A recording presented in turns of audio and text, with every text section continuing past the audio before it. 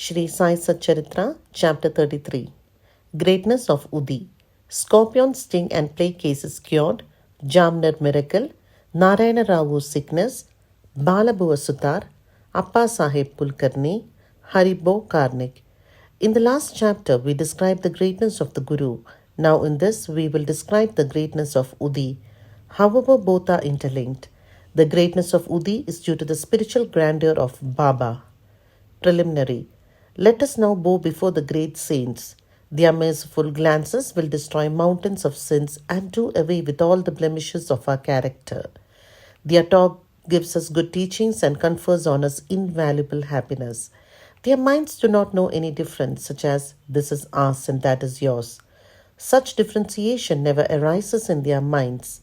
Their debts, obligations will never be repaid by us in this birth as well as in many future births. Udi. It is well known that Baba took dakshina from all, and out of the amount thus collected, he spent on charity and purchased fuel. This fuel he put in the duni, the sacred fire which he kept ever burning. The ash from this fire was called Udi, and it was freely distributed to the devotees at the time of their departure from Shirdi. What did Baba teach by this Udi? Baba taught by this Udi that all the visible phenomena in the universe are as transient as the ash. Our bodies, composed of matter of the 5 elements, will fall down after all their enjoyments are over and be reduced to ashes. In order to remind the devotees of the fact that their bodies will be reduced to ashes, Baba distributed Udi to them. Baba also taught by the Udi that the Brahma as the only reality and the universe is ephemeral, and that no one in this world, be he a son, father or wife, is really ours. We come here in this world alone and we have to go from here alone. It has been found that the Udi cured many physical and mental maladies. But Baba wanted to repeat into the devotees' ears the principles of discrimination between the unreal and the real. He taught non-attachment for the unreal by his Udi and Dakshina. The former, Udi, taught us discrimination, and the later, Dakshina, taught us non-attachment. Unless we have these two things, it is not possible for us to cross over the sea of the mundane existence. So Baba asked for Dakshina, and while the devotees took leave, he gave Udi as prasad, besmeared some of it on their foreheads, and placed his boon conferring hand on them.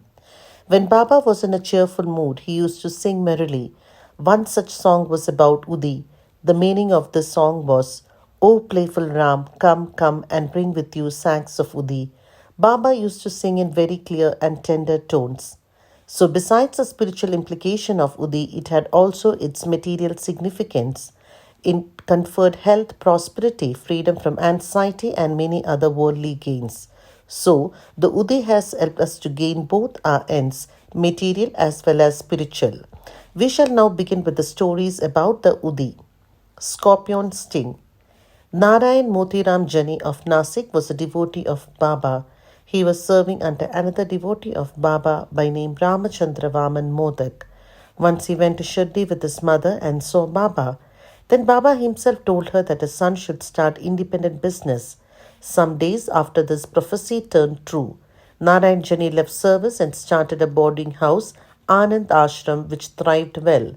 Once a friend of this Narayan Ravu was stung by a scorpion, and the pain caused by it was severe and unbearable. Udi is most efficacious in such cases. It is to be applied on the point of pain, and so Narayan Rao searched for it but found none. Then he stood before Baba's picture and invoked Baba's aid, chanted Baba's name, and taking out a pinch of the ashes of the joss stick burning in front of Baba's picture and thinking it as Baba's Udi, applied it on the seat of pain and the sting. As soon as he moved his fingers, the pain vanished, and both the persons were moved and felt delighted. Bubonic plague case. Once a devotee in Bandra came to know that his daughter, who was staying in another place, was down with bubonic plague. He had no Udi with him, so he sent word to Nana Sahib Chandorkar to send the same. Nana Sahib got this message en route Thana railway station when he was travelling with his wife to Kalyan. He had no Udi with him then. He therefore took up some dust from the road, meditated upon Sai Baba, invoked his aid and applied it to his wife's forehead. The devotee was very glad to learn that his daughter, who was suffering for 3 days, began to improve from the very moment Nana Sahib invoked Baba's aid near the Thana railway station. The Jamner Miracle. In the year 1904-05, Nana Sahib Chandorkar was Mamlatdar at Jamner in the Kandesh district, which is more than 100 miles from Shirdi. His daughter Sainathaya was pregnant and was due to deliver. Her case was very serious and she was suffering from labor pains for the last 2 or 3 days. Nana Sahib tried all remedies but in vain. He then remembered Baba and invoked his aid. There in Shirdi, one Ramgir Bua, whom Baba called Bapu Girbua, was leaving for his native place in Kandesh. Baba called him and told him to stop at Jamner on his way and give the Udi and Aarti to Nana Sahib.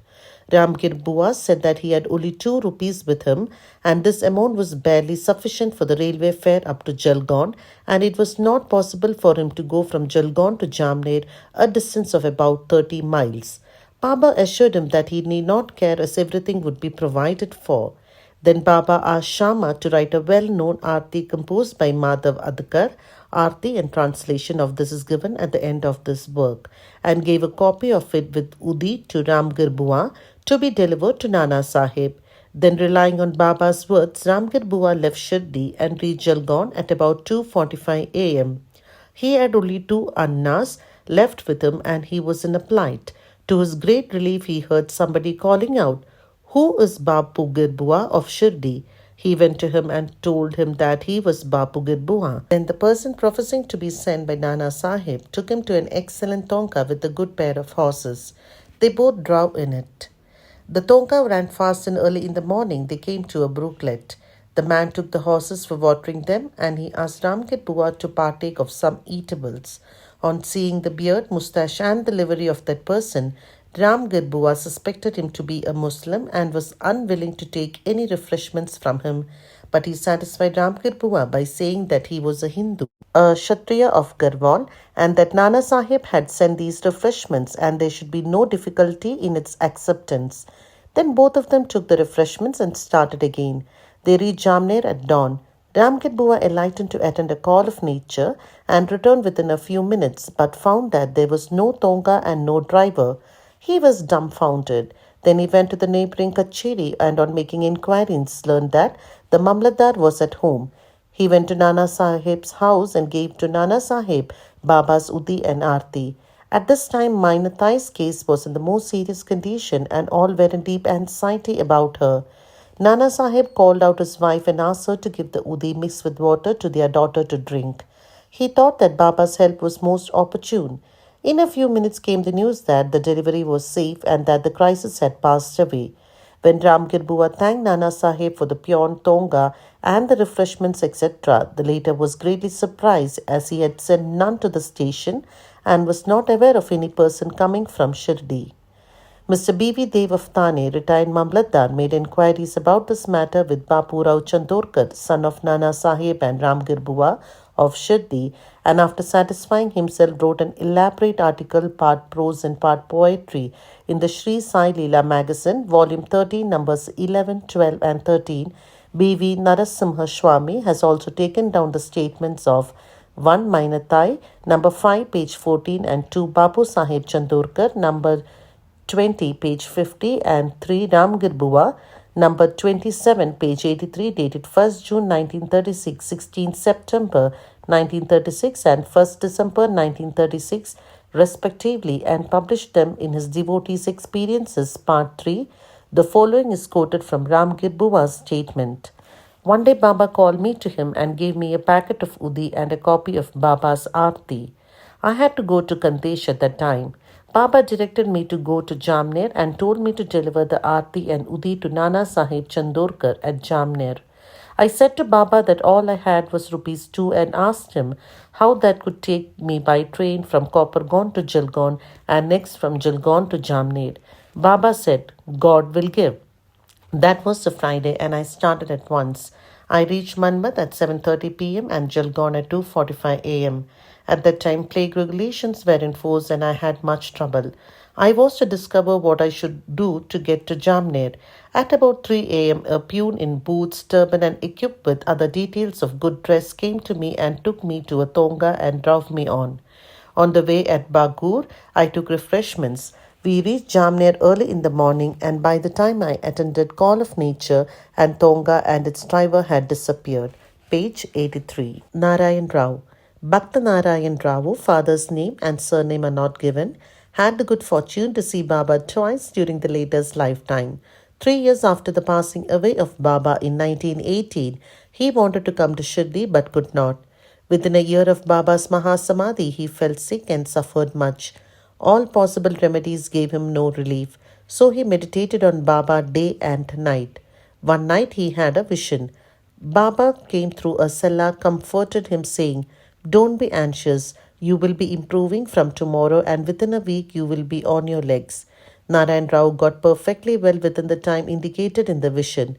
Now the point for consideration is this: was Baba living because he had the body, or was he dead because he left it? No, Baba is ever alive, for he transcends both life and death. He who loved him wholeheartedly gets response from him at any time and at any place. He is always by your side and will take any form, appear before the devout Bhakta and satisfy him. Appa Sahib Kulkarni. In 1917, Appa Sahib Kulkarni was transferred to Thana and began to worship Baba's picture presented to him by Bala Sahib Bate. In real earnest, he did the worship. He offered flowers, sandal paste, and Naivedya daily to Baba in the picture and longed intently to see him. In this connection, it may be remarked that seeing Baba's picture earnestly is equivalent to seeing him in person. The following story illustrates this statement. Balapuva Sutar. A saint of Mumbai named Balapuva Sutar, who on account of his piety, devotion and style was called Modern Tukaram, came to Shirdi for the first time in 1917. When he bowed before Baba, the latter said, "I have known this man for 4 years." Balabuva wondered and thought, how could that be, as that was his first trip to Shirdi? But thinking about it seriously, he recollected that he had prostrated himself 4 years ago before Baba's portrait at Mumbai and was convinced about the significance of Baba's words. He said to himself, how omniscient and all-pervading are the saints, and how kind are they to their devotees. I merely bowed to his photo, but this fact was noticed by Baba, and in due time he made me realize that seeing his photo is equivalent to seeing him in person. Now we return to Appa Sahib's story. While he was in Thane, he had to go on tour to Bhiwandi and was expected to return after a week. In his absence, the following wonderful thing took place on the third day. At noon, a fakir turned up at Appa Sahib's house. His features resembled exactly those of Baba's photo. Mrs. Kulkarni and the children all asked him whether he was Sai Baba of Shirdi. He said no, but that he was an obedient servant of his and came there at his order to inquire after the well-being of the family. Then he asked for dakshina. The lady gave him a rupee. He gave her a small packet of udi and asked her to keep this in the shrine. Then he left the house and went away. Now hear the wonderful Leela of Sai. Appa Sahib could not proceed with his tour as his horse fell sick at Bhiwandi. He returned home that afternoon and learned from his wife about Fakir's visit. He got very restless as he did not have the darshan of the Fakir. Moreover, he did not like that only 1 rupee was paid to him as dakshina. He said that had he been present, he would have paid not less than 10 rupees. Then he immediately started in quest of the Fakir and searched for him in the masjid and other places without taking any food. His search was in vain. He then returned home and took his food. The readers may remember here Baba's dictum in chapter 32 that God's quest should not be made on an empty belly. Then after meals he went out for a walk with a friend, Mr. Chitre. After going some distance they saw a man approaching them rapidly. Appa Sahib thought that he must be the fakir that came to his house at noon, as his features tallied with those of Baba in the photo. The fakir immediately put forth his hand and asked for dakshina. Appa Sahib gave him a rupee. He demanded again and again, and so Appa Sahib gave him 2 more. Still he was not satisfied. Then he borrowed rupees 3 from Mr. Chitre and gave them to him. He wanted still more. Appa Sahib asked him to accompany him to his home. Then they all returned home and Appa Sahib gave him 3 rupees, in all 9. He looked unsatisfied and demanded again. Then Appa Sahib told him that he had a currency note of rupees 10. The fakir asked for the same, took it and returned the 9 rupees and went away.